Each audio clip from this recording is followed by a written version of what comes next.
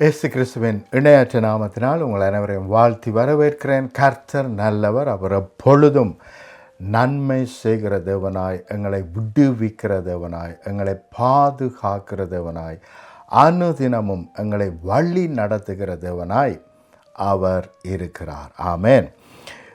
பிரியமானவர்களே, இன்றைக்கு யுத்தங்களும் பஞ்சங்களும் அநேக காரியங்களும் எங்களை சூழ நடந்து கொண்டிருக்கிறது. இதை குறித்து நான்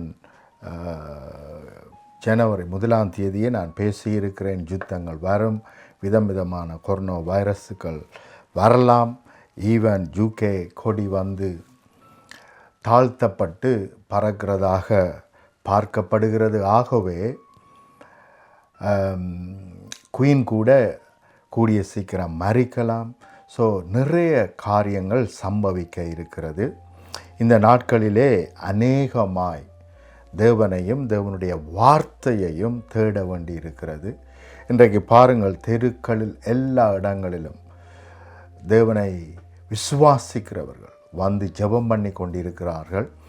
ஆகவே நாங்கள் எல்லாரும் அதிகமாய் தேவனுடைய வார்த்தையையும் அவரையும் அவருடைய குமாரனையும் அவருடைய வார்த்தையையும் அதிகமாய் தியானித்து அதிகமாய் ஜெபம் பண்ண வேண்டிய சூழ்நிலையிலே நாங்கள் இருக்கிறோம். ஆனால் சரியாக நாங்கள் ஜெபிக்க வேண்டுமானால் தேவனை குறித்த சரியான அண்டர்ஸ்டாண்டிங், புரிந்துணர்வு நமக்கு தேவை. அப்படி சரியான புரிந்துணர்வு இல்லாவிட்டால் அங்கே பிரச்சனை. ஒரு குடும்பத்திலே கணவன் மனைவிக்கு இடையிலே சரியான புரிந்துணர்வு இல்லாவிட்டால் அங்கே எப்பொழுதும் சண்டையாக இருக்கும். அந்த குடும்பம் ஒரு பொழுதும் ஆசீர்வாதமாக இருக்காது. அதே போலத்தான் இங்கே நாங்கள் பார்க்கிறோம், தேவனை குறித்து சரியான புரிந்துணர்வு இல்லாவிட்டால் எங்களுடைய ஜெபங்கள் எல்லாமே வேஸ்ட். அது எல்லாமே என்னவாகி போகிறது? வேஸ்டாகி போய் கொண்டிருக்கிறது. நேரங்கள் காலங்கள் எல்லாமே வேஸ்டாகி போய் கொண்டிருக்கிறது. ஆனால் தேவனை சரியாக அறிந்து கொள்வோமானால் இலகுவாக ஈஸியாக தேவனிடத்திலிருந்து எல்லாவற்றையும் பெற்று வெற்றிகரமாய் வாழ முடியும். பிசாசின் கிரிகைகளை வெற்றிகரமாய் மேற்கொள்ள முடியும். அப்போ அறிந்து கொள்ளுங்கள், இந்த நாட்களிலும் பிசாசு எப்படியாக செயல்படுகிறான். அவனை கொல்லலாம், அழிக்கலாம், திருடலாம் என்று சொல்லித்தான் இந்த உலகத்திலே பலவிதமான பிரச்சனைகளை ஏற்படுத்தி கொண்டு இருக்கிறான் என்பதை நாங்கள் அறிவோம். அப்போ அதிலிருந்து தேவன் நமக்கு கொடுத்தது என்ன? அவன் கொல்ல வரலாம், அழிக்க வரலாம், திருட வரலாம், ஆனால் நானோ உங்களுக்கு ஜீவன் உண்டாயிருக்கவும் அது பரிபூரணப்படவும் வந்தேன் என்று இயேசு சொல்லி இருக்கிறார். ஆகவே எந்த சூழ்நிலையிலும் அவர் நமக்கு ஜீவனை கொடுக்க வந்திருக்கிறார். மேன்மையான பரிபூரணமான வாழ்க்கையை கொடுக்க வந்திருக்கிறார். ஆகவே அதை புரிந்து கொள்வோம். எப்படி இவைகளை பெற்றுக்கொள்ளப் போகிறோம் என்று சொல்லி நாங்கள் பார்க்க போகிறோம். பல காரியங்களை பார்க்க போகிறோம். எடுப்போம். அப்போஸ்தலர்கள் 17 24 25 வசனங்களை நான் உங்களுக்காக வாசிக்கிறேன். உலகத்தையும் அதில் உள்ள யாவற்றையும் உண்டாக்கின தேவனானவர் வானத்திற்கும் பூமிக்கும் ஆண்டவராயிருக்கிறபடியினால் கைகளினால் கட்டப்பட்ட கோவில்களில் அவர் வாசம் பண்ணுகிறதில்லை. பிரியமானவர்களை கவனியுங்கள். இன்றைக்கு நாங்கள் கேள்விப்படுகிற செய்திகள் என்ன? தேவனுக்காக பெரிதான ஆலயத்தை கட்ட வேண்டும். இதுவரைக்கும் யாரும் பயன்படுத்தாத அல்லது யாரும் வாங்காத மிகவும் எக்ஸ்பென்சிவான PA சிஸ்டம், DA சிஸ்டம், பெரிதான அலங்காரங்கள், மிகவும் எக்ஸ்பென்சிவான போடியம், மிகவும் எக்ஸ்பென்சிவான அலங்காரங்கள், விளக்குகள், இவைகளெல்லாம் வாங்கி மிகவும் கோடிக்கணக்காக செலவு செய்து தேவனுக்கு ஆலயம் கட்ட வேண்டும் என்று சொல்லி நாங்கள் செயல்படுகிறோம். ஆனால் கவனியுங்கள், தேவன் என்ன சொல்லுகிறார்? உலகத்தையும் அதில் உள்ள யாவற்றையும் உண்டாக்கின தேவனானவர் வானத்துக்கும் பூமிக்கும் ஆண்டவராயிருக்கிறபடியினால் கைகளினால் கட்டப்பட்ட கோயில்களில் அவர் வாசம் பண்ணுகிறதில்லை. இதுதான் பெரிய வித்தியாசம் எங்களுக்கு மற்ற சமயங்களுக்கும். ஏனென்று சொன்னால் தேவன் கைகளினால் கட்டப்படுகிற ஆலயங்களில் வாசம் பண்ணுகிறதில்லை. அவர் நமக்குள் வாசம் பண்ணுகிறார். நாம் தான் அவருடைய ஆலயமாக இருக்கிறோம். அப்படியானால் யாரை கட்ட வேண்டும்? தேவனுக்கென்று மிகப்பெரிய மேன்மையான மகிமையான ஆலயத்தை கட்ட வேண்டுமானால் யாரை கட்ட வேண்டும்? நாங்கள் ஒருவரை ஒருவர் மேன்மையாக கட்ட வேண்டும். ஹல்லேலூயா. அப்படி கட்டுவதனால் அவருடைய ஆலயத்தை கட்டுகிறோம். ஆமென். ஆனால் நாங்கள் கைகளினால் கட்டி கொண்டிருக்கிற பில்டிங்கில் அவர் வாசம் பண்ணுகிறதில்லை.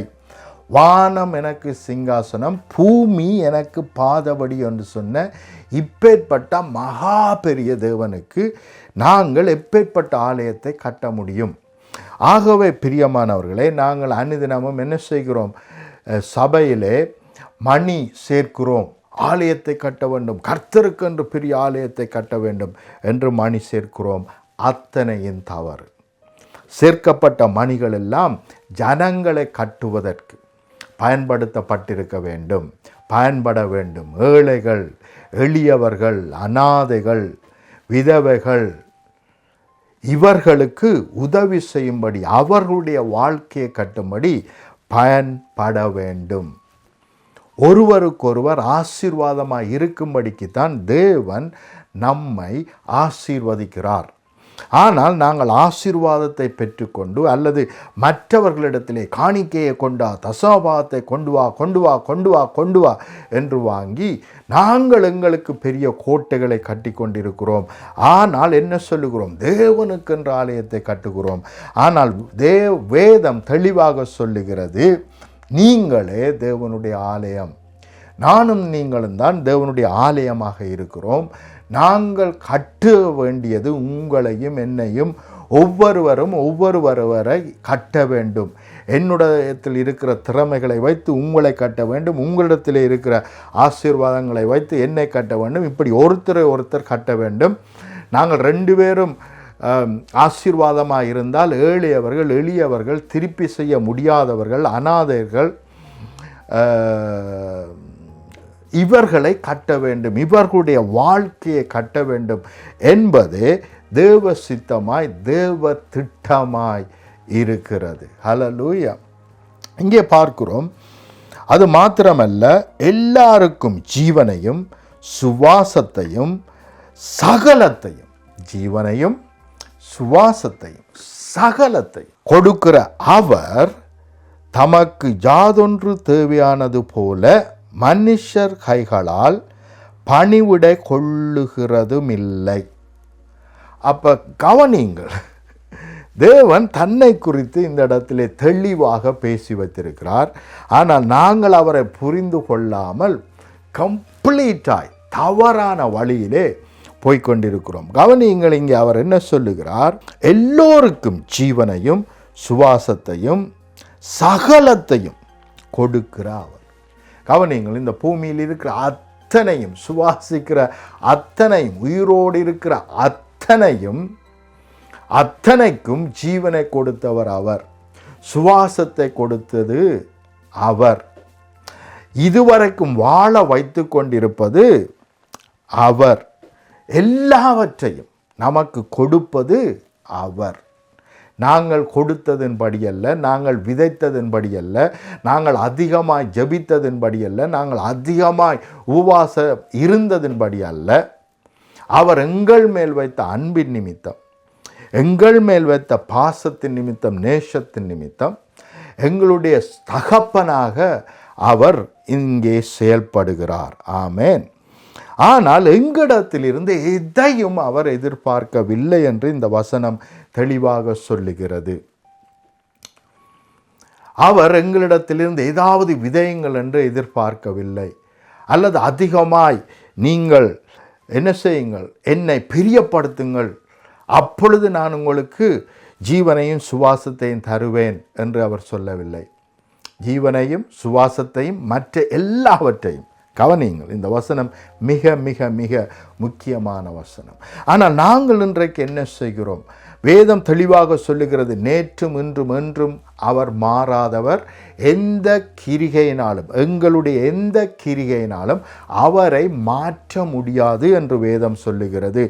ஆனால் நாங்கள் எங்கள் ஆராதனையின் மூலமாய், ஜெபத்தின் மூலமாய், உபவாசங்களின் மூலமாய், எங்களுடைய தான தர்மங்களின் மூலமாய், ஒருத்தல்களின் மூலமாய் தேவனுடைய சிந்தையை சேஞ்ச் பண்ணுவதற்கு, மாற்றுவதற்கு நாங்கள் முயற்சி செய்கிறோம். ஆனால் அவ்வளவும் தவறு. அவர் எங்களுடைய கிரிகையை வைத்து செயல்படுகிறவர் அல்ல என்று வேதம் தெளிவாக சொல்லுகிறது. அவர் செய்து முடித்த கிரிகையை பெற்றுக்கொள்வதற்காக எங்களுக்கு தேவையாயிருக்கிற ஒரே ரெக்வயர்மெண்ட், ஒரே ஒரு காரியத்தை தான் அவர் கேட்கிறார். அவரை விசுவாசிக்க வேண்டும். அவரை நம்பி அவரை விசுவாசிக்க வேண்டும். அவர் நமக்காக செய்து முடித்ததை நம்பி அவரிடத்தில் வந்து அவரிடத்தில் கேட்க வேண்டும். அப்பொழுது நாங்கள் பெற்றுக்கொள்வோம். அவருடைய நாமத்தினால் கேட்க வேண்டும். ஏனென்றால் எங்களுடைய நாமத்தினால் கேட்பதற்கு நாங்கள் எந்த தகுதியும் அற்றவர்கள். ஆகவே எங்களுடைய நாமத்தை பயன்படுத்த முடியாது. அதனால்தான் ஜெபத்திலே என்ன செய்கிறோம்? இயேசுவின் நாமத்தினால் என்று கேட்கிறோம். என்னத்திற்காக? எங்களுடைய நாமத்துக்கு ஒரு பைசா கூட பெறுமதி கிடையாது. ஆனால் அவருடைய நாமத்தின் நிமித்தம் எங்களால் எல்லாவற்றையும் பெற்றுக்கொள்ள முடியும். ஆகவே தான் அவருடைய நாமத்தை நாங்கள் பயன்படுத்துகிறோம். ஆகவே எங்களுடைய கிரியை எங்களுக்கு ஒரு நாமத்தை தரவும் இல்லை, ஒரு பெறுமதியை தரவும் இல்லை. ஆனால் பிதாவானவர் குமாரன் மூலமாய் எல்லாவற்றுக்கும் தேவையான கிரியை நடப்பித்து முடித்தபடியினால், குமாரன் நமக்காக எல்லாவற்றையும் செய்து முடித்தபடியினால், அவருடைய நாமத்தை கொண்டு நாங்கள் எதையும் பெற்றுக்கொள்ள முடியும். அப்போ நம்முடைய விதைப்பு மறுப்பு நமக்கு உதவி செய்ய போவதில்லை. இந்த உலகம் அப்படியாக செயல்படுகிறது. ஆகவே தான் நாங்கள் என்ன செய்ய வேண்டி இருக்கிறது? உலகத்தில் இருக்கும் வரைக்கும் உலகத்தோடு நாங்கள் ஒரு காரியத்தை செய்ய வேண்டுமானால், பெற்றுக்கொள்ள வேண்டுமானால் விதைப்பும் அறுப்பும் உலகத்திலே தேவைப்படுகிறது. ஆனால் தேவன் விதைப்பும் அறுப்பின்படி செயல்படுகிறவர் அல்ல. எங்களுக்கு எங்களுடைய தேவைகள் எல்லாவற்றையும் பூர்த்தி செய்வதற்காக மேன்மையான அவருடைய குமாரனை நமக்காக விதைத்திருக்கிறார். அவர் விதைத்தார், அவர் எங்களுக்கு கொடுத்தார் குமாரனை. அதன் மூலமாய் நாங்கள் எல்லாவற்றையும் இலவசமாக பெற்றுக்கொள்ளுகிறோம். அவர் கொடுக்கிறார். எங்களுடைய கிரிகை அல்ல. இது தேவனுடைய ஈவு, இது தேவனுடைய கிரிகை. இது தேவனுடைய கிரிகை நமக்கு எல்லாவற்றையும் கொடுக்கிறது. எங்களுடைய வேலை எல்லாவற்றையும் அவரிடத்திலிருந்து பெற்றுக்கொண்டு ஒருவருக்கொருவர் பகிர்ந்து அளித்து, ஒருவருக்கொருவர் ஆசீர்வதித்து, ஒருவரை ஒருவர் கட்டுவது தான் நமக்கு கொடுக்கப்பட்ட வேலை. ஆனால் அதை விட்டு தேவனை கட்டுகிறேன், அவருடைய நாமத்தை கட்டுகிறேன், அவரை உயர்த்துகிறேன். இங்கே நம்மோடு இருக்கிற சகோதரர்களை நாங்கள் உயர்த்துவது கிடையாது. அவனை உயர்த்தினா அதெல்லாம் டேஞ்சர், அவனையெல்லாம் முன்னுக்கு விடக்கூடாது என்று நினைப்போம். ஆனால் தேவனை உயர்த்துவோம் என்று சொல்லி அநேக காரியங்களை செய்கிறோம். நாங்கள் சொல்லிக் கொண்டிருக்கிறோம், தேவனுக்கு நாங்கள் ஊழியக்காரர் என்று சொல்லிக் கொண்டிருக்கிறோம். தேவனுக்கு நாங்கள் பிள்ளைகள், பிசாசுக்கு நாங்கள் அதிகாரிகள். ஆனால் சக பிரதர்ஸ், மற்ற சகோதரர்கள் சகோதரிகளுக்கு நாங்கள் ஊழியக்காரர்கள். நாங்கள் தேவனுக்கு ஊழியக்காரர் கிடையாது. இங்கே தேவன் நம்மிடத்தில் ஊழியம் கொள்ளும்படி வரவில்லை, ஊழியம் செய்யும்படி வந்தேன் என்று தேவன் நமக்கு சொல்லி இருக்கிறார். ஆகவே எங்களிடத்திலிருந்து ஊழியத்தை பெற்றுக்கொள்ளும்படிக்கு அவர் வரவில்லை. எங்களை ஊழியக்கார் ஆக்கும்படிக்கு அவர் வரவில்லை. எங்களை அவருடைய பிள்ளைகளாய் ஆக்கும்படிக்குத்தான் அவர் நம்மத்தியிலே வந்தார். ஆகவே இவைகளை புரிந்து கொள்ள வேண்டும். நாங்கள் தேவனுக்கு பிள்ளைகளாய் இருக்கிறோம், பிசாசுக்கு அதிகாரிகளாய் இருக்கிறோம். ஆகவே தான் பிசாசை பார்த்து ஓடிப்போ என்று சொன்னால் அது ஓடி போகிறது. ஏனென்றால் நாங்கள் பிசாசுக்கு அதிகாரிகளாய் இருக்கிறோம். ஆனால் சக பிரதர்ஸ், எங்களுடைய சகோதரர்கள், இந்த பூமியில் இருக்கிற ஒவ்வொரு மனுஷருக்கும் நாங்கள் ஊழியக்காரர்களாய் இருக்கிறோம். அவர்களை கட்ட வேண்டியவர்களாய், அவர்களுக்கு தேவ அன்பை வெளிப்படுத்த வேண்டியவர்களாய், அவர்களை ஆசீர்வதிக்க வேண்டியவர்களாய், அவர்களை திடப்படுத்தி பலப்படுத்த வேண்டியவர்களாய் நாங்கள் இருக்கிறோம். மனுஷருக்கு ஊழியம் செய்யும்படிக்கு தான் நாங்கள் அழைக்கப்பட்டிருக்கிறோம். மற்ற சகோதரர்களுக்கு சகோதரிகளுக்கு தான் நாங்கள் ஊழியக்காரர், தேவனுக்கு அல்ல. தேவனுக்கு நாங்கள் பிள்ளைகளாய் இருக்கிறோம். ஹல்லேலூயா. இங்கே பாருங்கள், தமக்கு யாதொன்று தேவையானது போல மனுஷர் கைகளினால் பணிவிடை கொள்ளுகிறதும் இல்லை. அப்போ தேவன் பணிவிடை நம்மிடத்திலிருந்து பெற்றுக்கொள்ளும்படி அவர் வரவில்லை. அவருக்கு ஊழியம் செய்யுங்கள் என்று அவர் நம்மிடத்தில் கேட்கவில்லை. அவரை பிரியப்படுத்துங்கள் என்று அவர் கேட்கவில்லை.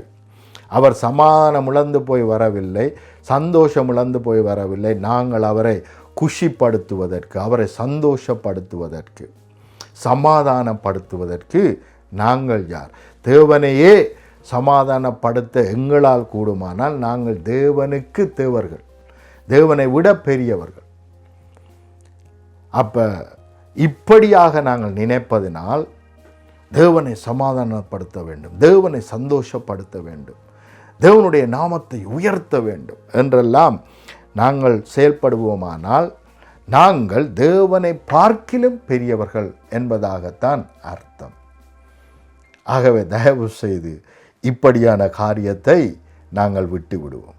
தேவன் நம்மிடத்தில் எதையும் எதிர்பார்க்கவில்லை. அவர் எதிர்பார்க்கிறது ஒரே ஒரு காரியம்தான். அது என்னென்று சொன்னால், அவரிடத்திலிருந்து ஜீவனை பெற்றுக்கொண்டு, ஆசீர்வாதத்தை பெற்றுக்கொண்டு, மகிமையை பெற்றுக்கொண்டு, மேன்மையை பெற்றுக்கொண்டு, சுகத்தை பெற்றுக்கொண்டு, பலத்தை பெற்றுக்கொண்டு, எல்லாவற்றையும் அவரிடத்திலிருந்து பெற்றுக்கொண்டு மற்றவர்களுக்கும் பகிர்ந்து அளிப்பது தான் தேவ திட்டம், தேவ சித்தம்.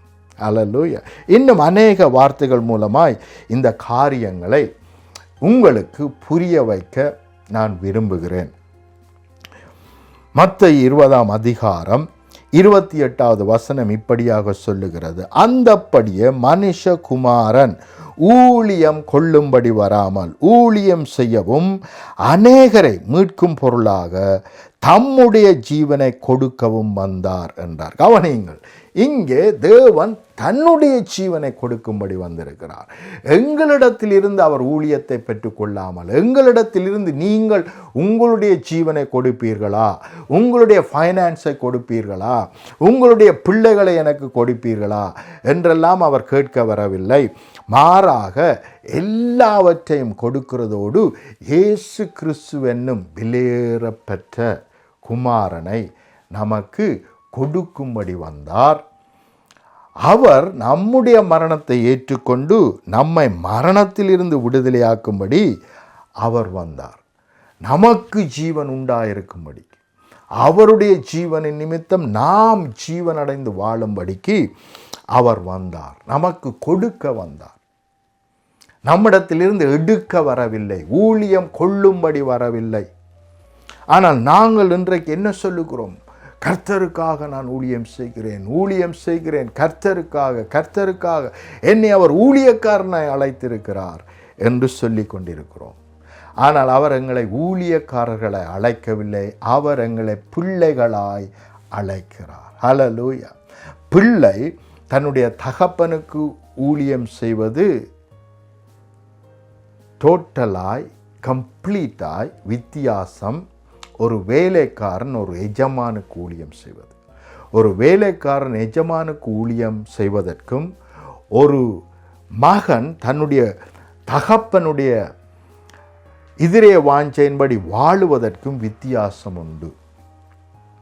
நாங்கள் தகப்பனுடைய எதிரே வாஞ்சையின்படி வாழ வேண்டும். தகப்பனை பிரதிபலித்து, தகப்பனை நம்முடைய வாழ்க்கையிலே வெளிப்படுத்தி வாழ வேண்டும் என்பதற்காக அவருடைய பிள்ளைகளாய் நாங்கள் அழைக்கப்பட்டிருக்கிறோமே ஒழிய அவருக்கு அடிமைகளாக வேலைக்காரர்களாக நாங்கள் அழைக்கப்படவில்லை.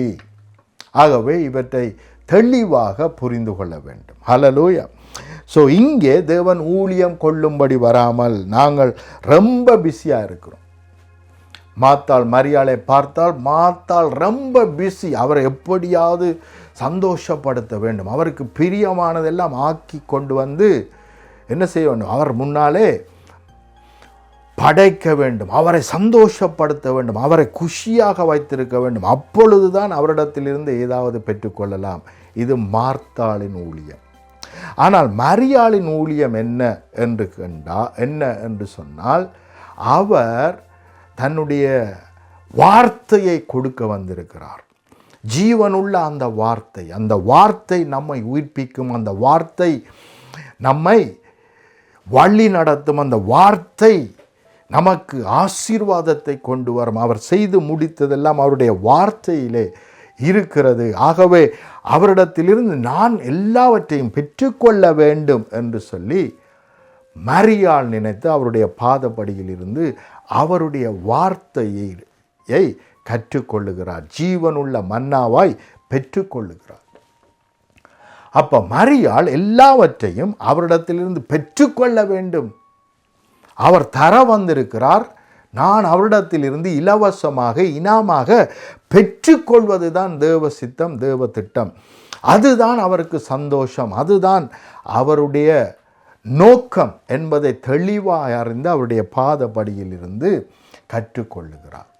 ஆனால் இன்றைக்கு அநேகர் நாங்கள் மாத்தாளின் ஊழியம் செய்து கொண்டிருக்கிறோம். அவரை எப்படியாவது பிரியப்படுத்தி, எப்படியாவது அவரை குஷிப்படுத்தி, எப்படியாவது அவருடைய சிந்தையை மாற்றி, எப்படியாவது அவரிடத்திலிருந்து ஆசீர்வாதத்தை பெற்றுக்கொள்ள வேண்டும், ஏதாவது அவரிடத்திலிருந்து ரிசீவ் பண்ண வேண்டும், பெற்றுக்கொள்ள வேண்டும் என்று மாத்தாள் செயல்படுகிறாள். இந்த மாத்தாளுடைய ஊழியத்தை தான் உலகம் முழுவதிலும் நாங்கள் எல்லோரும் விழுந்து விழுந்து விழுந்து செய்து கொண்டிருக்கிறோம். ஆனால் தேவன் இலவசமாக கொடுக்க வந்திருக்கிறார். நாங்கள் இலவசமாக அவரிடத்தில் பெற்றுக்கொண்டு மற்ற பிரதர்ஸ், மற்ற சிஸ்டர், குறிப்பாக எங்களுக்கு மறுபடியும் செய்ய முடியாதவர்கள் என்றால் மிகவும் ஏழைகள், அநாதைகள், ஆதரவற்றவர்கள், இவர்களை கட்ட வேண்டும் என்று தேவன் விரும்புகிறார். அதற்காகத்தான் அவர் நமக்கு எல்லாவற்றையும் கொடுத்திருக்கிறார். ஹல்லேலூயா. ஸோ இதை புரிந்து கொள்ள வேண்டும் பிரியமானவர்களே. இன்னும் அநேக வார்த்தைகள் மூலமாய் இதை நான் உங்களுக்கு நிரூபித்து காண்பிக்க விரும்புகிறேன். ரோமர் 8ஆம் அதிகாரம் 32வது வசனம் இப்படியாக சொல்லுகிறது, தம்முடைய சொந்த குமாரன் என்றும் பாராமல் நாம் எல்லாருக்காகவும் அவரை ஒப்பு கொடுத்தவர் அவரோடு கூட மற்ற எல்லாவற்றையும் நமக்கு அருளாதிருப்பது எப்படி என்று எங்கே இருக்கிறது? தமிழில் இருக்கிறது. ஆனால் ஆங்கிலத்தில் அவரோடு கூட மற்ற எல்லாவற்றையும் இனாமாக அருளாதிருப்பது எப்படி என்று ஆங்கிலம் சொல்லுகிறது. Freely give us all things. எல்லாவற்றையும் ஃப்ரீயாக, இனமாக, எங்களுடைய கிரியை எதுவும் இல்லாமல் அவர் கொடுக்கிறார் என்று ஆங்கில பைபிள் தெளிவாக சொல்லுகிறது. ஆகவே பிரியமானவர்களை கவனியுங்கள், தம்முடைய சொந்த குமாரன் என்று பாராமல் கவனியுங்கள். மோர் தென் 500 பில்லியன் கேலக்சிஸ் இருக்கிறது. கேலக்சிஸை எண்ண முடியாது, அதுக்கு மேலே எவ்வளவோ இருக்கிறது, இவர்களால் எண்ண முடியவில்லை. இப்பொழுது இந்த உலகத்தில் இருக்கிற பொறியியலை வைத்து எண்ண முடியாத அளவுக்கு இருக்கிறது. ஆனால் அவர்கள் மோர் தென் 500 பில்லியன்ஸ் கேலக்சிஸ் இருக்கிறது என்று சொல்லி இருக்கிறார்கள். ஆனால் ஒரு கேலக்சி பூமியை பார்க்கிலும் மோர் தென் 500 மில்லியன் பெரிதாக இருக்கிறது ஒரு கேலக்சி. அப்போ நினைத்து பாருங்கள், இவ்வளவு கோடிக்கணக்கான கேலக்சிகளை தேவன் உருவாக்கின அந்த தேவன் அதை விட வெளியேறப்பட்டவராகிய இயேசு கிறிஸ்துவை இவை எல்லாவற்றையும் பார்க்கிறோம். வெளியேறப்பட்டவராகிய இயேசு கிறிஸ்துவை, ஆனால் தான் வேதம் தெளிவாக சொல்ல, அவருடைய சொந்த குமாரன் என்றும் பாராமல், இவைகள் எல்லாவற்றையும் விட கோடிக்கணக்கான கேலக்சிகளை விட வெளியேறப்பட்டவராகிய இயேசு கிறிஸ்துவை, அவருடைய சொந்த குமாரனை நாம் எல்லாருக்காகவும் அவரை ஒப்பு கொடுத்தவர், நமக்கு ஃப்ரீயாக கொடுத்தவர். நம்முடைய கிரியை எதுவும் இல்லாமல், நாங்கள் எதுவும் விதைக்காமல், நாங்கள் ஜபிக்காமல், உபவாசிக்காமல், தான தர்மங்கள் எல்லாம் பெரிதாய் செய்யாமல் இலவசமாய் 2000 நாங்கள் இவன் பிறக்கவே இல்லை, 2021 ஆண்டுகளுக்கு முன்பதாகவே அவர் தன்னுடைய குமாரனை இனாமாக, ஃப்ரீயாக, இலவசமாக நமக்காக கொடுத்தார். பிதா எப்பொழுதும் கொடுக்கிறவர். தேவன் இந்த பூமிக்கு வந்ததன் ஒரே நோக்கம் இலவசமாக எல்லாவற்றையும் நமக்கு கொடுப்பதற்காக. அவர் நம்மை நேசிக்கிறபடினால் அந்த அன்பின் நிமித்தம் மாத்திரமே எல்லாவற்றையும் அவர் நமக்கு கொடுக்கிறவராக வந்தார். கவனியுங்கள், இந்த பூமியிலே ஒரு நல்ல தகப்பன் இருப்பாரானால் அவர் எல்லாவற்றையும், தன்னுடைய சொத்துக்கள் எல்லாவற்றையும் தன்னுடைய பிள்ளைகளுக்கு கொடுக்கிறவராய் அவர் இருப்பார். மாறாக அவர்களிடத்திலிருந்து எதையும் பெற்றுக்கொள்ள அவர் விரும்ப மாட்டார். அதுதான் உண்மையான அன்பான தேவன். இந்த யூரோப் தேசங்களிலே அவர்கள் மரிக்கும் பொழுது கூட மிக மிக அதிகமாய் செலவாகும். இந்த ஃபியூர்னல் செய்ய வேண்டுமானால் 5000 பவுண்ட்ஸ், 10,000 பவுண்ட்ஸ் இங்கே செலவாகும். 5 லட்சம், இலங்கை இந்திய மணியின்படி 5 லட்சம், 10 லட்சம் ஒரு செத்த வீட்டுக்கு இங்கே யூகே தேசத்திலே செலவாகும். ஆனால் இதே கால்குலேஷனை நீங்கள் வேறு மணியில் போட்டு பார்ப்பீர்களான, இலங்கை மணி என்று பார்ப்பீர்களான இன்னும் அதிகம். 10 லட்சம் செலவாகிறது, 5 லட்சம் செலவாகிறது ஒரு ஃபியூர்னல் சர்வீஸ், மரண அடக்க சர்வீஸ் பண்ணுவதற்கு. அப்போ இந்த காரியம் கூட தங்களுடைய பிள்ளைகளுக்கு பாரமாக இருக்கக்கூடாது என்பதற்காக இந்த பிரிட்டிஷ் தேசத்தில் உள்ளவர்கள், யூரோப் தேசத்தில் உள்ளவர்கள் இன்சூரன்ஸ் கட்டி, அவர்கள் மரிக்கும் பொழுது இன்சூரன்ஸ் கம்பெனி அதுக்கு தேவையான எல்லா மணியையும் கொடுக்கும்படியாக அவர்கள் இதற்காகவே ஃபியூனரல் சர்வீஸுக்காகவே இன்சூரன்ஸ் பண்ணி வைத்திருக்கிறார்கள். ஏனென்றால் தங்களுடைய பிள்ளைகளிடத்திலிருந்து எதையும் பெற்றுக்கொள்ளக்கூடாது, அவர்களுக்கு பேர்டனாக, பாரமாக இருந்திடக்கூடாது என்பதற்காக. அப்போ கவனியுங்கள் பிரியமானவர்களே, அதாவது ஒரு அற்பமான மனுஷர்களாலேயே இவ்வளவாக தங்களுடைய அன்பை வெளிப்படுத்த முடியுமானால், தேவாதி தேவன் நம்மிடத்தில் எதையும் கொள்ளும்படி வராமல், ஊழியம் கொள்ளும்படி வராமல் நமக்கு ஊழியம் செய்யும்படி வந்தார். இன்னொரு விதத்திலே நம்மிடத்திலிருந்து எதையும் பெற்றுக்கொள்ளும்படி வராமல் நமக்கு தன்னையே கொடுக்கும்படி நம்மத்திலே அவர் வந்திருக்கிறார். அவரோடு கூட அப்போ கிறிஸ்து நமக்கு பிதா மூலமாய் அருளப்பட்டிருப்பாரானால் அவரோடு கூட மற்ற எல்லாவற்றையும் ஆங்கில வேதாகமத்தின்படி இலவசமாக அவர் கொடுக்காதிருப்பது எப்படி என்று இந்த வசனம், ரோமர் 8ஆம் அதிகாரம் 32வது வசனம் நம்மை பார்த்து கேட்கிறது. எங்களுடைய கிரியை அல்லாமல், எங்களுடைய கிரியை எதுவும் அல்லாமல் தேவ கிரியின்படிதான் இவைகள் நமக்கு கொடுக்கப்பட்டிருக்கிறது. ஹல்லேலூயா. ஆகவே தேவனிடத்திலே வரும்பொழுது நான் என்னத்தை கொடுத்தேன், நான் என்னத்தை செய்தேன் என்று எண்ணாமல் அவருடைய அன்பின் நிமித்தம், எங்கள் மேல் வைத்த வெளியேறப்பட்ட அன்பின் நிமித்தம் அவர் எல்லாவற்றையும் தன்னையே கொடுக்கிறவராக அவர் நம்மத்திலே வந்திருக்கிறார். மாத்திரமல்ல, இலவசமாய் பெற்றுக்கொள்ளுங்கள் என்றுதான் அவர் நம்மிடத்தில் சொல்லுகிறார். ஹல்லேலூயா. இன்னும் சில வார்த்தைகளை வாசிப்போம். யோவான் 3ஆம் அதிகாரம் 16, 17 வசனம் உங்களுக்கு எல்லாருக்கும் நன்றாக தெரிந்த வசனம் இது. தேவன் தம்முடைய ஒரே பேரான குமாரனை விசுவாசிக்கிறவன் எவனோ அவன் கெட்டு போகாமல் நித்திய ஜீவனை அடையும்படிக்கு அவரை தந்தருளி இவ்வளவாய் உலகத்தில் அன்பு கூர்ந்தார். உலகத்தை ஆக்கினைக்குள்ளாக தீர்க்கும்படி தேவன் தம்முடைய குமாரனை உலகத்தில் அனுப்பாமல் அவராலே உலகம் ரட்சிக்கப்படுவதற்காகவே அவரை அனுப்பினார். ஹல்லேலூயா. கவனிங்கள், ஒரே குமாரனை நமக்கு கொடுத்தார்.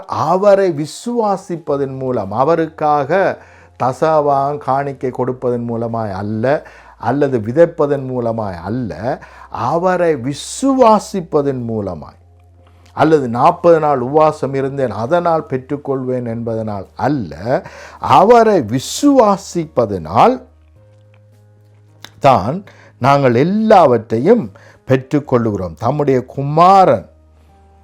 குமாரன் ஒரே பேரான குமாரனை விசுவாசிக்கிறவனவனோ அவன் கெட்டு போகாமல் நித்திய ஜீவனை அடையும்படிக்கு அவரை தந்தருளி இவ்வளவாய் உலகத்தில் அன்பு வந்தார். கவனியுங்கள் பிரியமானவர்களே, நாங்கள் கெட்டு போவது தேவ சித்தம் அல்ல.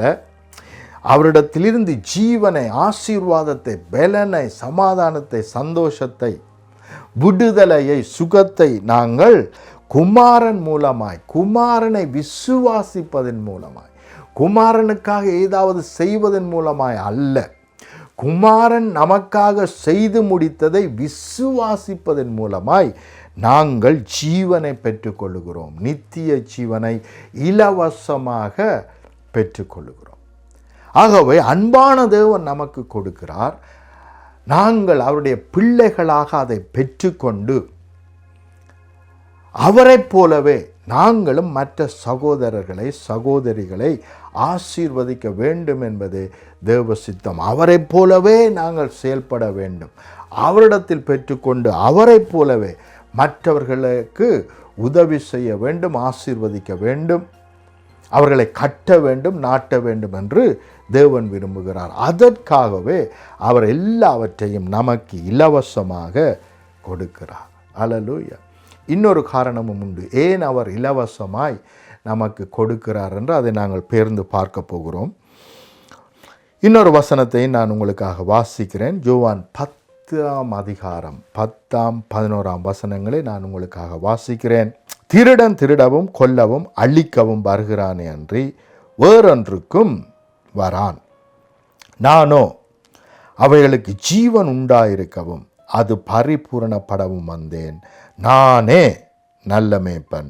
நல்ல மேய்ப்பன் ஆடுகளுக்காக தன் ஜீவனை கொடுக்கிறான். ஹல்லேலூயா. கவனியுங்கள் பிரியமானவர்களே, பிசாசு எங்களிடத்திலிருந்து எல்லாவற்றையும் பறிப்பதற்காக, எடுத்துக்கொள்வதற்காக, பெற்றுக்கொள்வதற்காக நம்முடைய வாழ்க்கையிலே வருகிறது என்று நாங்கள் பார்க்கிறோம். நாங்கள் கஷ்டப்பட்டு உழைக்கிற எங்களுடைய வருமானங்களை எல்லாம் எடுத்துக்கொள்வதற்காக, எங்களுடைய சுகத்தை எடுத்துக்கொள்வதற்காக, எங்களுடைய சமாதானங்களை திருடிக்கொள்வதற்காக பிசாசு வருகிறான். ஆனால் இயேசு நமக்கு ஜீவனை கொடுக்கும்படி, பரிபூர்ண ஜீவனை நாங்கள் பெற்றுக்கொள்ளும்படி, பரிபூர்ண ஆசீர்வாதத்தை நாங்கள் பெற்றுக்கொள்ளும்படி, நமக்கு கொடுக்கும்படி, சும்மா அல்ல, சாதாரணமாய் அல்ல, பரிபூர்ணமாய் கொடுக்கும்படி அவர் வந்திருக்கிறார். நம்மிடத்திலிருந்து ரிசீவ் பண்ண வரவில்லை. அது பிசாசின் கிரியை. நம்மிடத்தில் இருப்பதை எடுத்துக்கொண்டு போவது பிசாசின் கிரியை. ஆனால் தேவ கிருபை என்ன? நமக்கு கொடுப்பது, அதிகமாய் கொடுப்பது, பரிபூரணமாய் கொடுப்பது. அதுதான் தேவ சித்தம், தேவ திட்டமாயிருக்கிறது. அல்லேலூயா. ஆகவே இலவசமாய்த்தான் நாங்கள் இவைகளை தேவனிடத்திலிருந்து பெற்றுக்கொள்ளுகிறோம். இலவசமாய் பெற்றுக்கொள்ளுகிறோம். அவரை விசுவாசிப்பதினால் நாங்கள் பெற்றுக்கொள்ளுகிறோம். அவர் செய்து முடித்தவைகளை விசுவாசிப்பதனால், நமக்கு தேவையான எல்லாவற்றையும் அவர் செய்து முடித்தார் என்று விசுவாசிப்பதனால் நாங்கள் இலவசமாய் அவரிடத்திலிருந்து பெற்றுக்கொள்ளுகிறோம். ஹல்லேலூயா. இன்னும் சில வசனங்களை நான் உங்களுக்கு அதிகமாய் காண்பித்து கொடுத்தால் அது உங்களுடைய விசுவாசத்தை இன்னும் அதிகமாய் பலப்படுத்தும், கட்டும் என்று நினைக்கிறேன். அதனால்தான் நான் இப்படியாக செயல்படுகிறேன். கவனியுங்கள், யோவான் 1:12 இப்படியாக சொல்லுகிறது, அவருடைய நாமத்தின் மேல் விசுவாசம் உள்ளவர்களாய் அவரை ஏற்றுக்கொண்டவர்கள் எத்தனை பேர்களோ அத்தனை பேர்களும் தேவனுடைய பிள்ளைகளாகும்படிக்கு அவர்களுக்கு அதிகாரம் கொடுத்தார். கவனியுங்கள், இங்கே கூட அவருடைய நாமத்தின் மேல் விசுவாசம் உள்ளவர்களாய் அவரை ஏற்றுக்கொண்டவர்கள். அவர் தன்னையே நமக்கு கொடுக்கிறார், ரட்சிப்பாக கொடுக்கிறார், மீட்பாக கொடுக்கிறார், ஞானமாக கொடுக்கிறார். ஆமென். அப்படி அவர் தம்மையே கொடுக்கும் பொழுது, அவரை நாங்கள் ஏற்றுக்கொள்ளும் பொழுது எப்படியாக மாறுகிறோம்? அவருடைய பிள்ளைகளாக மாறுகிறோம். அவர் இலவசமாய் தன்னை கொடுக்கிறார். அதை நாங்கள் பெற்றுக்கொள்ளும் பொழுது அவருடைய வேலைக்காரர்களாய் அல்ல, அவருடைய அடிமைகளாய் அல்ல, அவருடைய பிள்ளைகளாய் நாங்கள் மாறுகிறோம். கவனியுங்கள் பிரியமானவர்கள், யாராவது தங்களுக்கு பிள்ளை இல்லாவிட்டால் அவர்கள் ஒரு அநாதை விடுதிக்கு போய் அங்கே இருக்கிற பிள்ளைகளை வேலைக்காரர்களாக பெற்றுக்கொள்ளவே முடியாது. அங்கே போய் தங்களுடைய சொந்த பிள்ளைகளாக தத்தெடுத்து கொள்ள வேண்டும். எந்த செகண்ட் அவர்கள் தங்களுடைய சொந்த பிள்ளைகளாக தத்தெடுக்கிறார்களோ அந்த செகண்டே அவர்களுடைய எல்லா சொத்துக்கும் அந்த பிள்ளை அதிகாரியாய் மாற்றப்படுகிறான். அந்த செகண்ட், அந்த நிமிஷமே. இங்கே தேவன் எங்களை தத்தெடுத்திருக்கிறார் பிள்ளைகளாக. அந்த நிமிஷமே எங்களுடைய வேலையினால் அல்ல. ஒரு அநாதை விடுதியிலே இருக்கிற ஒரு குழந்தை அது எந்த நற்கிரியையும் செய்யவில்லை. அதையே பார்த்து அநேகர் சொல்லுவார்கள், சபிக்கப்பட்ட பிள்ளை, தாயில்லை தகப்பனில்லை, அநாதையாய் அநாதை மடத்திலே கிடக்கிறது என்று சொல்லுவார்கள். அப்படிப்பட்ட பிள்ளை எந்த நன்மையும் செய்யவில்லை, எந்த உபவாசமும் இருக்கவில்லை, எந்த தான தர்மமும் செய்யவில்லை, எந்த இடத்திலும் விதைக்கவில்லை. மாறாக இந்த வசதி படைத்த குடும்பங்கள் அங்கே போய் அவர்களை தங்களுடைய பிள்ளைகளாக அவர்கள் தத்தெடுக்கிறார்கள். எந்த நிமிஷம் அவர்கள் தத்தெடுத்தார்களோ அந்த நிமிஷமே அந்த குடும்பத்தினுடைய எல்லா சொத்துக்கும் அவர்கள் அதிபதிகளாய் சொந்தக்காரராய் மாற்றப்படுகிறார்கள். அல்லேலூயா. அப்போ நாம் தேவனுடைய பிள்ளைகளாய் மாற்றப்படுகிறோம்.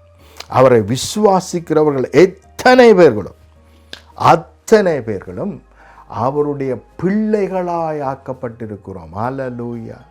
நாங்கள் அடிமைகள் அல்ல, வேலைக்காரர்கள் அல்ல, தேவனுடைய ஊழியக்காரர்கள் அல்ல, தேவனுடைய பிள்ளைகள். நாங்கள் ஒவ்வொரு சகோதரனுக்கும் சகோதரிக்கும் மாத்திரமே ஊழியக்காரர்கள். தேவனுக்கு நாங்கள் பிள்ளைகள், பிசாசுக்கு நாங்கள் அதிகாரிகள். நாங்கள் கட்டளையிட்டால் பிசாசு கீழ்ப்படிய வேண்டும், எங்களுடைய கட்டளையின்படி செயல்பட வேண்டும். ஆகவேதான் பிசாசே அப்பாலே போ என்று சொன்னால் பிசாசு ஓடி போக வேண்டும். பிசாசை துரத்துங்கள். போலீஸ் அதிகாரிகள் கள்ளனை துரத்துவார்கள். நீங்களும் நானும் பிசாசுக்கு அதிகாரிகள். அவனுடைய கிரியைகளுக்கெல்லாம் அவனுடைய கிரியைகள் எல்லாம் நிர்மூலமாகும்படிக்கு ஏற்படுத்தப்பட்ட அதிகாரிகளாய் இருக்கிறோம். ஆகவே பிசாசை பார்த்து பயப்படாதிருங்கள், நாங்கள்தான் அதிகாரிகள். பிசாசு ஒரு பொழுதும் உங்களுக்கு அதிகாரிகளாய் இருக்க முடியாது. நீங்கள் தேவனுடைய பிள்ளைகளாய் இருக்கிறீர்கள். அல்லேலூயா. எப்பேற்பட்ட மேன்மையான ஆசீர்வாதம். ஆமென். இன்னும் சில வார்த்தைகளை வாசிப்போம். மோசையின் நியாய பிரமாணத்தினாலே நீங்கள் எவைகளில் நின்றும் விடுதலையாகி நீதிமான்கள் ஆக்கப்படக்கூடாதிருந்ததோ. அப்போ நியாய பிரமாணத்தை நாங்கள் பின்பற்றுவதனால் நாங்கள் ஒன்றிலும் இருந்து விடுதலை ஆக்கப்பட முடியாது, கூடாது, நடக்காது என்று வேதம் தெளிவாக சொல்லுகிறது. ஒன்றில் இருந்து கூட என்ன செய்யலையாம், நாங்கள் விடுதலை ஆகவில்லை. எவைகளில் நின்று விடுதலை ஆகி நீதிமான்களாக்கப்படக்கூடாதிருந்ததோ. அப்ப மோசேயினுடைய நியாயப்பிரமாணம், பழைய ஏற்பாட்டு காலத்தில் சொல்லப்பட்ட நியாயப்பிரமாணம் நம் ஒருவரையும் நீதிமான்கள் ஆக்கவில்லை. ஆனால் விசுவாசிக்கிறவன் எவனும் அவைகளில் நின்று இவராலே, கிறிஸ்து இயேசுவினாலே விடுதலையாகி நீதிமான் ஆக்கப்படுகிறான் என்றும் உங்களுக்கு தெரிந்திருக்க கடவுள். ஹல்லேலூயா. கவனியுங்கள் பிரியமானவர்களே, மிக மிக முக்கியம். அவருடைய கிருபையினால், அவருடைய அன்பினால், அவருடைய கிரிகையினால், நம்முடைய கிரிகையின்படி அல்ல.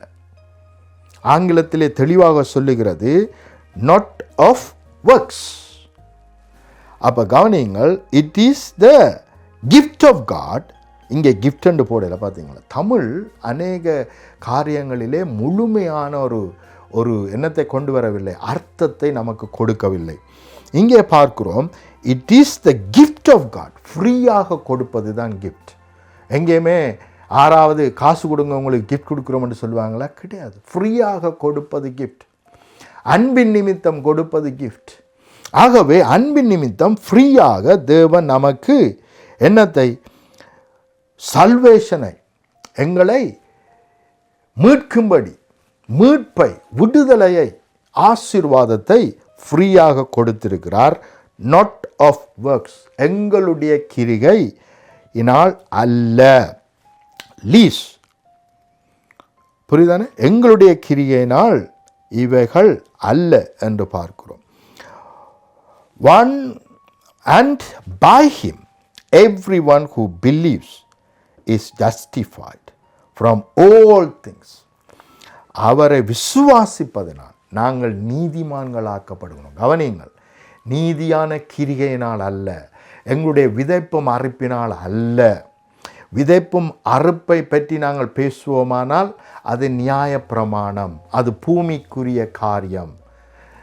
தேவன் அவருடைய குமாரனை விதைத்திருக்கிறார் நாங்கள் அறுவடை செய்யும்படி.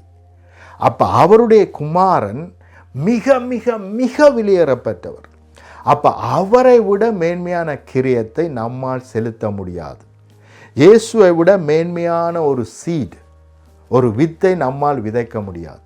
பிதா மேன்மையான வித்தாக, சீடாக குமாரனை விதைத்திருக்கிறார். நானும் நீங்களும் அதன் மூலமாய் அறுவடை செய்கிறவர்களாய், பெற்றுக்கொள்ளுகிறவர்களாய் இருக்கிறோம். விசுவாசித்து பெற்றுக்கொள்ளுகிறவர்களாய் இருக்கிறோம்.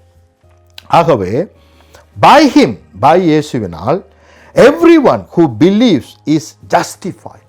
யாரெல்லாம் அவரை பிலீவ் பண்றாங்க, அவங்க எந்த சூழ்நிலையில் இருந்தாலும் சரி, எப்பேற்பட்ட ஏழைகளாய், எளியவர்களாய், அனாதைகளாய் இருந்தாலும் சரி, எதுவுமே இல்லாமல், விதைப்பதற்கு எதுவுமே இல்லாமல் இருந்தாலும் சரி, அவர்கள் அத்தனை பேர்களையும் அவர் ஒருவர் இலவசமாக நீதிமான் ஆக்குகிறார். which you should not be justified by the law of Moses. அப்ப நியாய பிரமாணத்தின் மூலமாய் நாங்கள் யாருமே எந்த கிரிகையினாலும் நீதிமான்கள் ஆக்கப்பட முடியாது என்று வேதம் நமக்கு தெளிவாக சொல்லுகிறது. ஆகவே தயவு செய்து நியாய பிரமாணத்தை நம்பி, வேதம் சொல்லுகிறது நியாய பிரமாணத்தின் ஊழியம் சாவுக்கு ஏதுவான ஊழியம், மரணத்தை கொண்டு வருகிற ஊழியம், அது ஜீவனை கொடுக்கிற ஊழியம் அல்ல. அது உங்களை குற்றப்படுத்தி, உங்களை கூண்டிலே ஏற்றி, உங்களை ஜெயிலுக்குள் போட்டு, உங்களை வத என்று வதைக்கிற ஊழியம்தான் நியாய பிரமாணத்தின் ஊழியம். உங்களை உயிரோடு வைத்து அணுதினமும் கொல்லுகிற ஊழியம் தான் நியாய பிரமாணத்தின் ஊழியம். அது உங்களை விடுதலை ஆக்காது. கிறிஸ்து இயேசு செய்து முடித்த அவருடைய கிரியையினால் நீங்களும் நானும் நீதிமான்கள் ஆக்கப்பட்டிருக்கிறோம். ஹல்லேலூயா. இன்னொரு காரியத்தை நான் சொல்வேன் என்று சொன்னேன். ஏன் தேவன் இலவசமாக நமக்கு எல்லாவற்றையும் கொடுக்கிறார்? வாசிப்போம். எபேசியர் 2ஆம் அதிகாரம் 8ஆம் 9ஆம் வசனத்தை நான் உங்களுக்காக வாசிக்கிறேன். கிருபையினாலே விசுவாசத்தை கொண்டு ரட்சிக்கப்பட்டீர்கள். ஹல்லேலூயா. கவனிங்கள், ரட்சிப்பு தேவ கிருபையினால் எங்கள் மேல் வைத்த அன்பின் நிமித்தம் அவர் நம்மேல் இறங்கி, நம்மேல் வைத்த அன்பின் நிமித்தம் அவர் நம்மேல் இறங்கி செயல்படுவதுதான் கிருபை. அப்போ அந்த கிருபையினாலே அவர் இவற்றையெல்லாம் நமக்காக செய்து முடித்தார் என்று அறிந்து விசுவாசித்து, விசுவாசத்தின் மூலமாய் நாங்கள் என்ன செய்கிறோம்? ரட்சிக்கப்படுகிறோம், மீட்கப்படுகிறோம், இலவசமாக சுகப்படுத்தப்படுகிறோம், பலப்படுத்தப்படுகிறோம், விடுதலை ஆக்கப்படுகிறோம். ஹல்லேலூயா. அதுதான் ரட்சிப்பு. ஆகவே நாங்கள் ரட்சிக்கப்படுகிறோம். இது உங்களால் உண்டானது அல்ல, எங்களுடைய கிரிகையினால், நாங்கள் விதைப்பும் அறுப்பினால், நாங்கள் தேவனுக்கென்று எல்லாவற்றையும் ஒருத்து வாழ்ந்ததினால், நாங்கள் எல்லாவற்றையும் தேவனுக்கென்று என்னத்தினால் கொடுத்ததினால் நாங்கள் இதை பெற்றுக்கொண்டோம் என்று சொல்ல முடியாது. ஏனென்றால் இது எங்களால் உண்டானது அல்ல, எங்களுடைய கிரிகையினால் உண்டானது அல்ல. இது தேவனுடைய ஈவு, இது கிஃப்ட் ஆஃப் காட். தேவன் இனாமாக ஃப்ரீயாக நமக்கு கொடுத்திருக்கிறார். இது கிஃப்ட் ஆஃப் காட், கிஃப்டாக கொடுத்திருக்கிறார். ஏனென்றால் ஒருவரும் பெருமை பாராட்டாத படிக்கு இது கிரியையினால் உண்டானது. அப்போ 2வது ரீசன் ஏன் எல்லாவற்றையும் பெற்றுக்கொண்டோம். முதலாவதான ரீசன் அன்பின் நிமித்தம். அவர் நம்மேல் வைத்த அன்பின் நிமித்தம் எல்லாவற்றையும் இலவசமாக பெற்றுக்கொண்டோம். 2வது, யாராவது தங்களை பெருமை பாராட்டாதபடிக்கு, தங்களை உயர்த்தாதபடிக்கு, நான் இத்தனை தான தர்மங்கள் செய்தபடியினால், இப்படியெல்லாம் தேவனுக்கு ஊழியம் செய்தபடியினால், இப்படியெல்லாம் நான் என்னை ஒருத்தபடியினால், இப்படியெல்லாம் நான் இத்தனை வருடங்கள் ஜெபித்தபடியினால் இதெல்லாம் பெற்றுக்கொண்டேன் என்று சொல்லி யாரும் பெருமை பாராட்டாதபடிக்கு, எல்லாரையும் தேவ நன்மை, தேவ கிருபை, தேவ ரட்சிப்பு, தேவ மீட்பு, தேவ சுகம், தேவனுடைய விடுதலையாக்குதல், தேவனுடைய வல்லமை, தேவனுடைய வரங்கள், இவைகள் எல்லாவற்றையும் இலவசமாய் எல்லாரும் பெற்றுக்கொள்ளும்படி, பலவனாக இருந்தாலும் சரி, பலவீனனாக இருந்தாலும் சரி, ஏழையாக இருந்தாலும் சரி, எளியவனாக இருந்தாலும் சரி, வறியவனாக இருந்தாலும் சரி, எல்லாரும் பெற்றுக்கொள்ள வேண்டும் என்பதற்காக இது இலவசமாய் நமக்கு கொடுக்கப்பட்டிருக்கிறது. ஹல்லேலூயா. எப்பேற்பட்ட அருமையான சத்தியங்கள். ஆமென். இதை அறிந்து நாங்கள் ஜெபிக்கும் பொழுது என்ன நடக்கிறது என்று சொன்னால், இவற்றையெல்லாம் அறிந்து நமக்கு தேவன் எல்லாவற்றையும் ஆயத்தம் பண்ணி வைத்திருக்கிறார் என்று சொல்லி அவைகளுக்கு கட்டளையிடும் பொழுது அவைகள் வந்து மேற்கொள்ளுகிறது. எங்களுடைய துதிகள் எங்களுக்கு உதவி செய்கிறது, எங்களுடைய விசுவாசத்தை கட்டுகிறது. எங்களுடைய ஜெபங்கள் எங்களுக்கு உதவி செய்கிறது. தேவன் ஆயத்தம் பண்ணினவைகளை நாங்கள் கட்டளையிட்டு பெற்றுக்கொள்ளுகிறோம். இவைகள் எல்லாம் நம்முடைய விசுவாசத்தை பெருக்கும்படிக்கு நமக்குத்தான் உதவி செய்கிறது. நம்முடைய ஜெபங்கள், உபவாசங்கள், நம்முடைய துதிகள், இவைகள் எல்லாம் நமக்குள்ளே தான் கிரியை நடப்பித்து நமக்குள்ளே விசுவாசத்தை உருவாக்கி நமக்கு இவை வந்து சேரும்படி பெற்றுக் கொடுக்கிறது விசுவாசத்தின் மூலமாக. ஹல்லேலூயா. ஆனால் இலவசமாய்த்தான் தேவன் நமக்கு கொடுத்திருக்கிறார். அவர் கொடுக்கிறவர். நாங்கள் அவரிடத்திலிருந்து பெற்றுக்கொண்டு மற்றவர்களுக்கும் கொடுப்போம், மற்றவர்களையும் ஆசீர்வதிப்போம். ஏனென்றால் அவர்கள் தேவனுடைய ஆலயமாக இருக்கிறார்கள். அவர்களை கட்டுவோம். அப்படி கட்டும் பொழுது நாங்கள் தேவனுடைய ஆலயத்தை கட்டுகிறோம். ஹல்லேலூயா. ஆகவே பிரியமானவர்களே, அவரிடத்தில் இருந்து இலவசமாய் பெற்றுக்கொள்ளுங்கள். இலவசமாய் பெற்றுக்கொள்வது என்பது எவ்வளவு எளிதான காரியம். முதலாவது. 2வது, அதற்கு அளவே இல்லை. நாங்கள் ஒரு குறி அளவு விதைத்து விட்டு நாங்கள் பெரிதாக எதிர்பார்க்க முடியாது. ஏனென்றால் விதைத்ததின்படி தான் அறுக்க முடியும். ஆனால் இலவசமாய் நாங்கள் பெற்றுக்கொள்ளுகிறோம் என்றால் அதற்கு லிமிட்டே கிடையாது, எல்லையே கிடையாது. ஆகவே எல்லாரும் பெற்றுக்கொள்ள முடியும். ஆகவே பிரியமானவர்களே, அவருடைய அன்பை அறிந்து கேளுங்கள், அப்பொழுது உங்களுக்கு கிடைக்கும். நிறைவான ஆசீர்வாதம் உங்களை மேற்கொள்ளும்.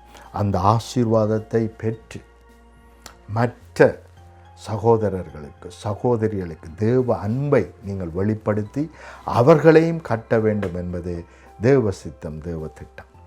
இந்த செய்திகளை நான் உங்களுக்கு அளித்து கொண்டிருக்கிறேன். என்ன காரணம்? நீங்கள் கட்டப்பட வேண்டும், நாட்டப்பட வேண்டும், உங்களுடைய விசுவாசம் பல்கி பெருக வேண்டும். அதன் நிமித்தம் நீங்கள் தேவனிடத்தில் எல்லாவற்றையும் இலவசமாய் பெற்று மற்ற சகோதரரை சகோதரிகளை கட்ட வேண்டும், நாட்ட வேண்டும், உருவாக்க வேண்டும் என்பதற்காகத்தான் இந்த செய்தியை உங்களோடு பகிர்ந்து கொண்டிருக்கிறேன். ஹல்லேலூயா. பிரியமானவர்களை, உக்ரைன் தேசத்துக்காக அதிகமாக ஜெபியுங்கள். ரஷ்யா ரட்சிக்கப்படும்படி ஜெபியுங்கள். உக்ரைன் தேசம் ரட்சிக்கப்படும்படி ஜெபியுங்கள். தேவ சமாதானம் உலகத்தை மேற்கொள்ளும்படி ஜெபியுங்கள். தேவ ரட்சிப்பு உலகத்தை மேற்கொள்ளும்படி ஜெபியுங்கள். பிசாசனுடைய எந்த தீர்மானமும் திட்டமும் வாய்க்காமல் போகும்படி ஜெபியுங்கள். நிச்சயமாய் அது நடக்கும். விசுவாசித்து நீங்கள் எதை கட்டளையிடுகிறீர்களோ அது நிச்சயமாய் நடக்கும். ஹல்லேலூயா. ஜெபம் பண்ணுவோம். அன்பின் பிதாவை, இந்த வேளைக்காக உமக்கு நன்றி செலுத்துகிறேன். நீர் எவ்வளவு மேன்மையான தேவன். நீர் கொடுக்கிற தேவனாய் இருக்கிறீர். எல்லாருக்கும் கொடுக்கிற தேவனாய் இருக்கிறீர். நீர் ஜீவனையும் சுவாசத்தையும் மற்ற எல்லாவற்றையும் இனாமாக இலவசமாக நமக்கு கொடுக்கிற தேவனாய் இருக்கிறீர். ஒன்றுமில்லாமல் உம்முடைய கிரிகையை விசுவாசித்து எங்களால் எல்லாவற்றையும் பெற்றுக்கொள்ள முடியும், பரிபூரணம் அடைய முடியும் என்று நீர் சொல்லியிருக்கிறீர். ஆகவே இந்த செய்தியை கேட்டுக்கொண்டிருக்கிற ஒவ்வொரு பிள்ளையும் தங்களுக்கு தேவையான விடுதலையை பெற்றுக்கொள்வார்களாக, சுகத்தை பெற்றுக்கொள்வார்களாக, ஆசீர்வாதத்தை பெற்றுக்கொள்வார்களாக, தடைகளும் தாமதங்களும் நிர்மூலமாகி போவதாக. உம்முடைய பரிபூரண ரட்சிப்பு, உம்முடைய பரிபூரண விடுதலை, நீர் இலவசமாய் இவர்களுக்கு கொடுத்த சகல ஆசீர்வாதங்களும் மேன்மைகளும் இவர்கள் ஒவ்வொருவரையும் மேற்கொள்ளுவதாக,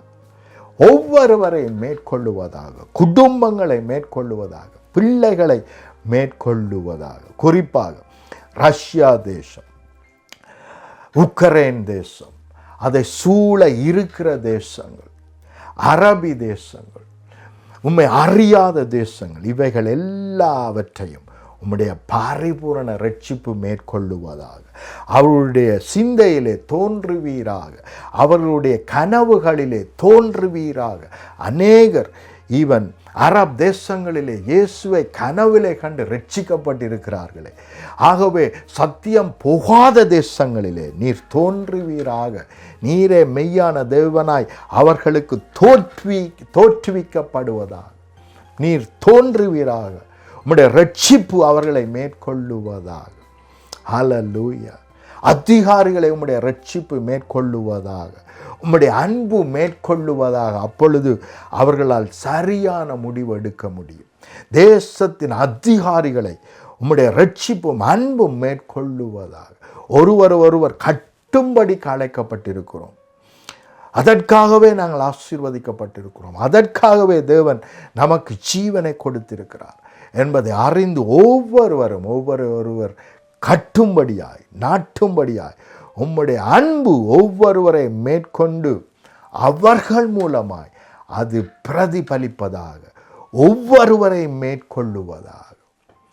உம்முடைய மெய்யான சமாதானம், சந்தோஷம், ஆசீர்வாதம் உம்முடைய பிள்ளைகள் ஒவ்வொருவரையும் மேற்கொண்டு அதிலே பல்கி பெருக பண்ணுவதாக. சர்வ வல்லமை உள்ள இயேசுவின் இணையற்ற நாமத்தினால் ஆமென், ஆமென், ஆமென்.